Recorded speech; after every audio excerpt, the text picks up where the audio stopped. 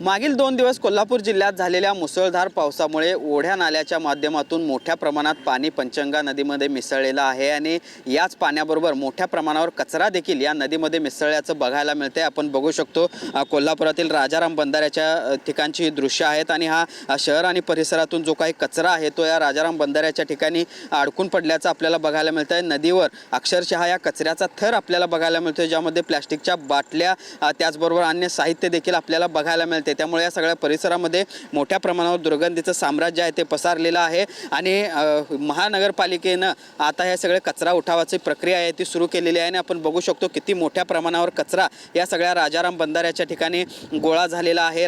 या सगळ्या कामासाठी हा रस्ता पूर्णतः बंद करावा लागलेला आहे। राजाराम बंधाऱ्यावर आपण बघतोय किती मोठ्या प्रमाणावर कचऱ्याचा ढीग हा लागलेला आहे। जवळपास 8 ते 10 ट्रक कचरा हा आतापर्यंत नेलेला आहे आणि अजूनही तितकाच कचरा या सगळ्या नदीपात्रामध्ये असल्याचं आपल्याला बघायला मिळतं आहे। त्यामुळे एकूणच आपण बघतोय की कशा पद्धतीची गंभीर परिस्थिती कोल्हापुरात पंचगंगा नदीची आपल्याला बघायला मिळते। या नदीच्या राजाराम बंधाऱ्यावर असलेल्या या सगळ्या परिसरातली ही सगळी दृश्य आहेत आणि शहर परिसरातून जो काही कचरा या सगळ्या प्रवाहित झालेल्या पावसाच्या पाण्यामुळे आलेला आहे तो या राजाराम बंधाऱ्याच्या ठिकाणी अडकून पडलेला आहे आणि त्यामुळे मोठी दुर्गंधी या ठिकाणी आल्याचं देखील बघायला मिळते। सध्या ही सगळी कचरा उठावाची प्रक्रिया जरी सुरू झालेली असली तरी अजूनही यासाठी काही वेळ लागेल अशा पद्धतीची स्थिती आहे आणि त्यामुळे एकूणच पंचगंगा नदीच्या प्रदूषणाचा प्रश्न किती गंभीर आहे हे देखील या निमित्तानं बघायला मिळते।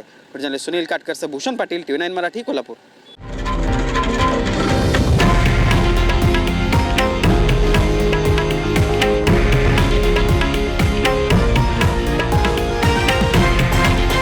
हे आहे देशातील नंबर 1 न्यूज नेटवर्क आणि आपण पाहत आहात TV9 मराठी, एकमेव।